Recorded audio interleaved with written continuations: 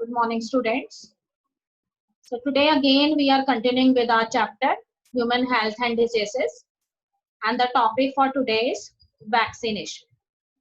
As you all know, students, vaccination is a type of a process in which what we do, we injected some weakened strains of dead or live microorganisms into the body of the patient. And what is the aim behind that? Why we are injecting these weakened strains of microorganisms or pathogen into the body? In order to develop active immunity in that patient.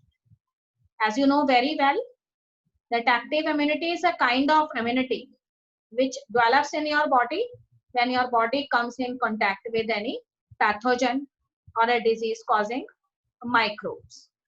So here we have injected some pathogen in live or dead form so that the antibodies they get developed in the body of the patient.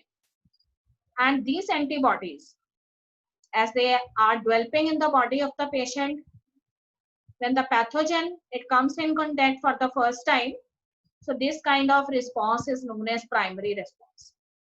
And you know very well that this primary response, it remains in the body in the form of memory cells. So whenever the patient again comes in contact with the same pathogen in their body, that, as you know, primary response, it is already built in the form of memory cell and remain in the body. Then when the subsequent infection takes place, same pathogen enter. Then what happened? These primary response, it later changes into secondary response. So earlier 100 antibodies are there in the cell in the form of primary response. And immediately this 100 number, it raises to million and trillions of antibodies. So massive amount of antibodies are there to fight against the pathogen. So a secondary response immediately built, which has a high intensity. So here I have written the definition that it is the process of distributing and administering vaccines in the body. And this process is known as vaccination. So students, you know that vaccination as develop immunity in your body in the form of primary response and later which changes to secondary response. So here again two types of cells are involved. T cells, they identify the pathogen. They play an important role in activating the B cells which later produce the army of proteins which are proteinaceous in nature, and these are known as the antibodies. So all of you must know that Edward Jenner was the scientist who first introduced these vaccines, and he produced the vaccine for smallpox disease from cowpox virus. And later on, vaccines, they are available for different type of diseases which are dreadful in nature. And here vaccines are available nowadays for measles, mumps, poliomyelitis, tuberculosis, then smallpox, rubella virus, and a very deadly disease, that is rabies. This disease generally happen with dog bite. Yellow fever vaccine is available, and then typhoid, influenza, and hepatitis B. So vaccination is a very important process. By this process, primary response it get built in the body, and later on when any infection is going to happen in your body, then the body is already protected from such kind of infection. So nowadays hepatitis vaccine is very much used, and it provides protection against hepatitis disease, which is a very dangerous kind of disease. Okay, student, immunization is a term which is sometimes used as a synonym for vaccination. So immunization can be defined as the procedure by which your body is made to prepared to fight against specific type of pathogen or specific disease. So it is used to induce immune resistance of the body to a specific disease. It may be of two type: passive immunization or active immunization. You know very well active immunization, We expose the body to a minor stain of the pathogen in live or dead form, and in this way antibodies they get developed in the form of primary and secondary response, and later this kind of immune actions they are quite helpful in killing the pathogen or inactivating the pathogen. Whereas the passive immunity is a kind of immunity in which ready-made antibodies or pre-formed antibodies in the laboratories. They are injected with the help of injections into the body of the patient. In those cases where immediate death can happen, we cannot wait for the activation of antibodies in our body. We cannot wait for active immunity. In that case, rapid action is required in order to save the patient. So instead of using the active immunity, we must have to use the passive immunity here. Okay, student, these are some points regarding the active immunization. So in active immunization, preparation of antigenic proteins of pathogen or inactivated weakened pathogen are introduced into the body, and later antibodies are developed against this pathogen which nullified or neutralized the pathogenic agents. And here also again two type of cells are there, B and T cells, B lymphocytes and T lymphocytes. So these B lymphocytes they produce army of proteins which are known as antibodies, and T lymphocytes they get the information about the pathogen, they inform the B lymphocytes for their action. So such type of immune responses are known as humoral immune responses. Okay, students, passive immunization when the person is infected with some deadly disease or some very dangerous kind of microbe or some animal make a bite on the body. For example, snake bite is there, scorpion bite is there. In that case, we are not going to wait for the antibodies to develop in our body because death can take place anytime. We cannot take chance. So in that situation, instead of using the active immunization, we use the passive immunization. Here, the ready-made antibodies are injected into the body. A pre-formed antibodies in the form of injections, they are injected into the body for rapid action. So it is known as passive immunization. Okay, students, topic for today is allergies. So what happens sometime you visit a new place and your body do not like that place because there may be certain kind of physical substances you can say or things that are present in the environment, and your body is not able to cope with those situations. They do not like those substances or those particles that are present in the environment. The conditions that are present in that environment cannot be assumed by your body as favorable conditions. So your body show an overacting kind of response.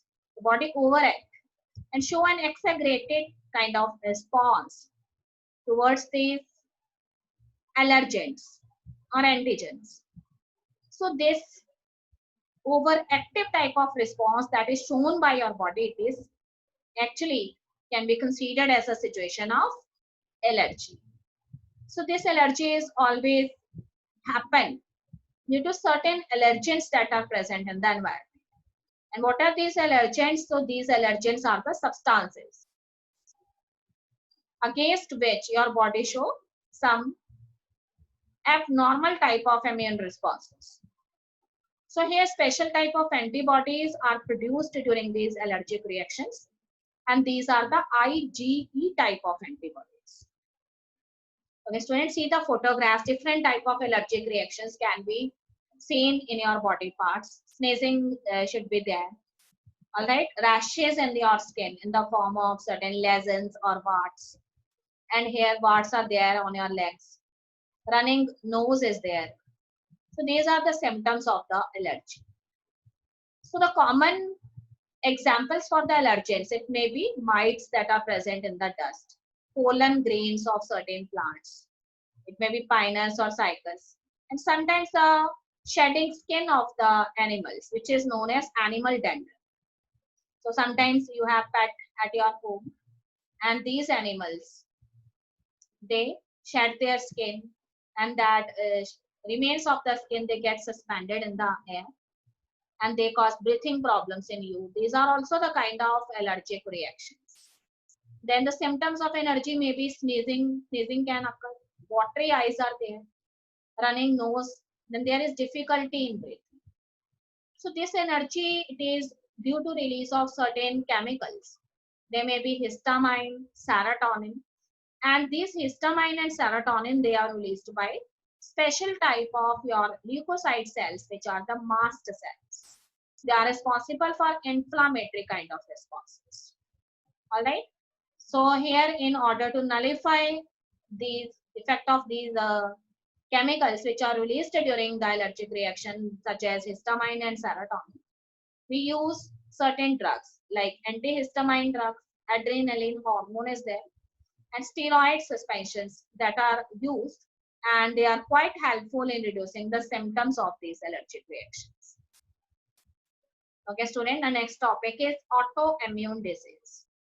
So here I am going to discuss that you know that there is a special type of immunity, which is a type of acquired immunity and present in your body, and that is the cell-mediated immunity. And the chief constituent of this cell-mediated immunity is the T lymphocytes. And these T lymphocytes, they have the ability to identify their self cells from the non-self cells. And they play a very, very important role during organ transplantation. So what happens? In case of a autoimmune disease, our immune system, which is actually the cell-mediated immune system, they lose the property of identifying their self cells.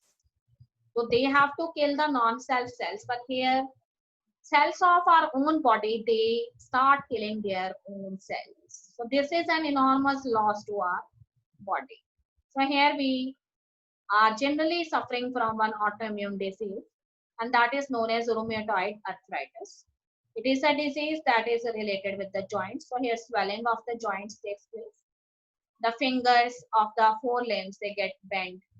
And wherever the joints are present, then these joints, they face a painful situation. So rubbing of the bones are there. So because of that, the patient experience severe pain. So it is a autoimmune disease where your own cells, they kill the self cells. Okay, student, now I'm going to take in detail the immune system in the body and what are its various components. So first of all, I am going to discuss about the lymphoid organs. Students, as you know, these lymphoid organs, they are related with lymph, which is a kind of a fluid that is running in the abdominal body parts beside blood. So here the lymphoid organs, they are broadly classified into two categories. They are the primary lymphoid organs and they may be the secondary lymphoid organs. So here among the primary lymphoid organs, we have bone marrow and thymus gland. And in the secondary lymphoid organs, we have spleen, lymph nodes, tonsils, Peyer's patches of the small intestine, and appendix. So first of all, I want to discuss about the primary lymphoid organs. So we have bone marrow and thymus. You know, bone marrow is known as the mother of the cell. It is a place, it is a site where the synthesis of the lymphocytes takes place, whether it may be B lymphocytes or T lymphocytes. Not only the synthesis, but also the differentiation and maturation of the lymphocytes takes place. So we have two types of lymphocytes, B lymphocytes.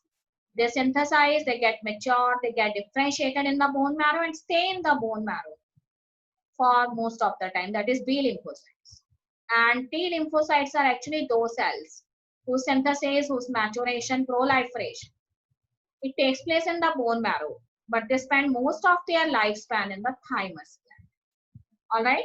Then we have spleen, lymph nodes, which comes under the secondary lymphoid organs. So these secondary lymphoid organs are actually the sites where these lymphocytes, as they already become the antigen sensitive lymphocytes, so these antigen sensitive lymphocytes, they comes in contact with antigens. And on coming in contact with antigen, they proliferate to form a huge number of antibodies. And in this way, they play a significant role in humoral immune response. So here the proliferation of the these lymphocytes takes place in the form of antibodies. So these organs are the secondary lymphoid organs. Then I want to tell you about bone marrow. So this bone marrow is actually present in your body, in the bones. It is a region where the synthesis of the lymphocytes and maturation of the lymphocytes takes place, generally the T lymphocytes and B lymphocytes. And later on, we have another type of the lymphoid organ. And after bone marrow, I am going to tell you about the thymus glands.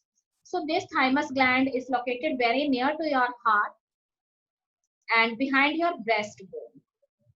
So whenever a person gets birth, then this thymus gland, its size is very big and it shows enormous type of immune related activities. But as our age it goes on increasing, the size of this thymus gland it also goes on decreasing. And when we reach the stage of puberty, then this thymus gland it reduced in its size very much and it behave as a diminished body. So in this way, the thymus gland, they are responsible for the proliferation and maturation of the T lymphocytes. Then after this, we have spleen. The spleen is a type of a organ which is generally be called as the large reservoir of the erythrocytes, which are known as the RBC cells. So whenever a microorganism, any pathogen, it enters in your blood and want to cause some blood-borne disease. So in this case, in this way, this spleen, it acts as filter for the blood. To trap this microorganism. They do not allow the microorganism to do the disease. So it acts as a filter for the blood. All right. Then we have lymph nodes. So these lymph nodes are the solid structures which are actually present at specific junctions of the lymph vessels. So these lymph nodes are actually those points where the antigens or pathogen it gets attached, it gets trapped. And on binding of the antigen with these lymph nodes, what happens? The T lymphocytes, they get the message that so and so antigen it gets bind with the lymph node. And the specific type of immune responses in the form of antibodies are later produced by the B lymphocytes in the form of army of proteins or antibodies. So in this way, T and B lymphocytes, they work in a coordinated fashion in the humoral immune responses. So last one is mucosa associated lymphoid tissue, in short, which is known as MALT. So this type of mucosa lymphoid tissue is present in very important parts of your body, such as these are present in the lining of your respiratory tracts, your urinogenital tracts, and your digestive tracts, or you can say your gastrointestinal tracts. So here they are also playing an important role in capturing the pathogens and trapping the pathogens. So this is all about the immune system of the body. So students, here I am going to start the next topic, AIDS. You know that AIDS is a disease in which our immune system it totally gets weakened. And any of the disease when it enters into our body, it cannot be cured.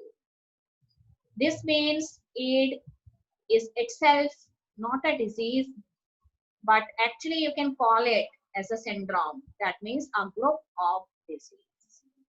The word AIDS stands for acquired immunodeficiency syndrome. And you know that the causal organism of this disease is a retrovirus. And the name of the virus is HIV. That is human immunovirus. All right. So here I have shown you some pictures at what kind of symptoms that develop on the body of an AIDS patient. So here so many spots, dark spots in the form of dark patches, they appear on the skin.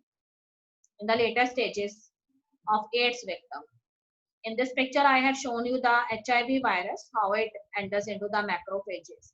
It causes the lysis of our RBC cells at a greater stage.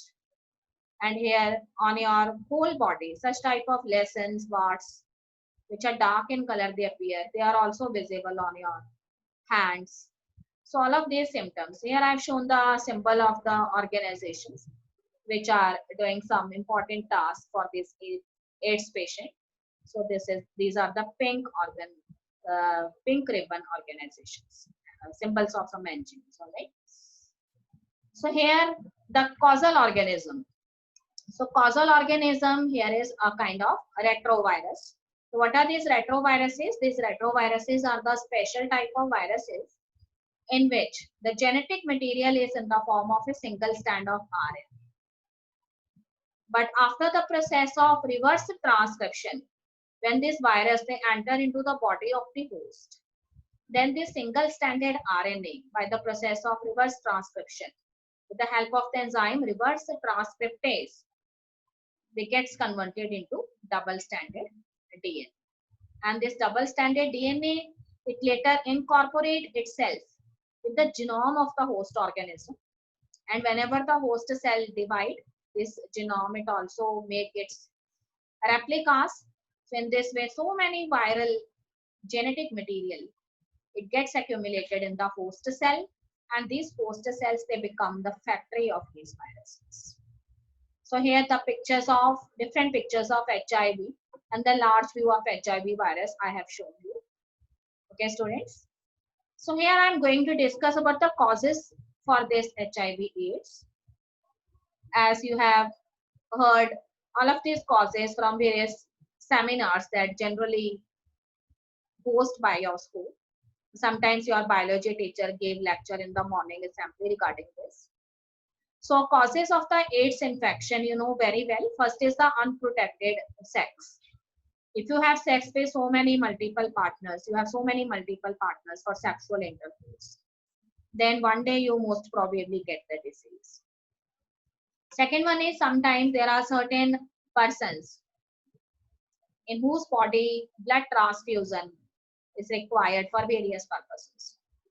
So these persons, though they are healthy persons, but sometime during the process of blood transfusion, if the blood gets enter into your body, is the blood taken from some HIV infected person, then these healthy persons, they receive the disease.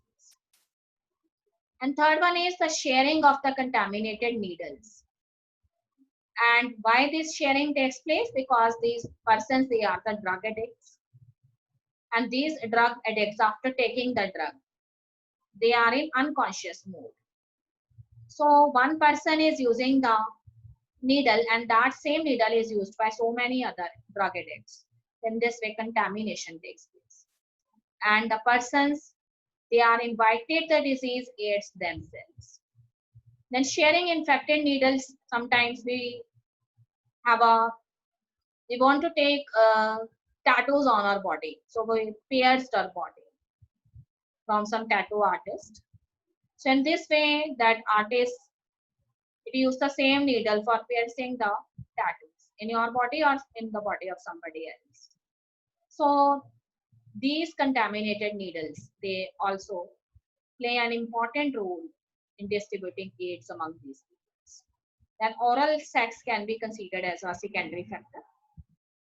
Then from HIV infected mother to her child, if the mother is infected with HIV or she gained the HIV from her husband, so from that HIV infected mother through the bloodstream, it enters into the child, because you know that a placenta is a bridge-like connection between the mother and the fetus, and through that placenta, mother's blood is maintain a continuity with the fetus blood.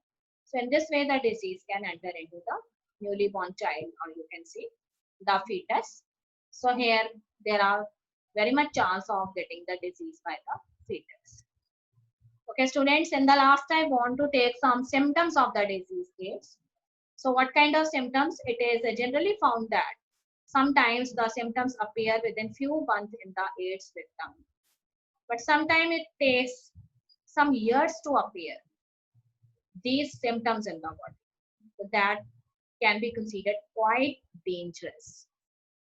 So here are some of the symptoms that are found in the body of the AIDS victim, that this person generally suffer from fever that lasts for few days. Generally the person have fever, and then there is unexplained weight loss. The weight of this person, it get lost at a very high rate. Though earlier the person is a healthier one, but later there is an enormous weight loss seen in that person. Then loss of appetite is there. The person do not have a feeling of eating. They do not want to eat more. His appetite goes on decreasing. The person has a feeling of nausea, vomiting is there by this person. Always that person gets tired after a very small amount of work. Always have a feeling of tiredness. Always want to sleep. Always want to take rest. Then there is prolonged swelling of the lymph nodes, because here you know that a powerful antigen gets entered into the body, and that powerful antigen is actually the virus. It makes your body deficient in immune system. So your immune cells, the T cells, it goes on decreasing. So there is a swelling of the lymph nodes. Sore throat is seen. There is swelling of the throat. Your throat gets sore. And long lasting or multiple viral skin problems. As I have shown you the pictures, so many warts, so many lesions of dark appearance, they are visible on your skin, on your body, on your forelimbs, palms of your hands. And minor type of infections such as infections by the herpes virus or some other minor diseases, when enters into the body of the patient, they remain in the body. As you know that the cells, which are the T lymphocyte cells, which are actually the activators of the B lymphocytes, they goes on decreasing at a very high rate.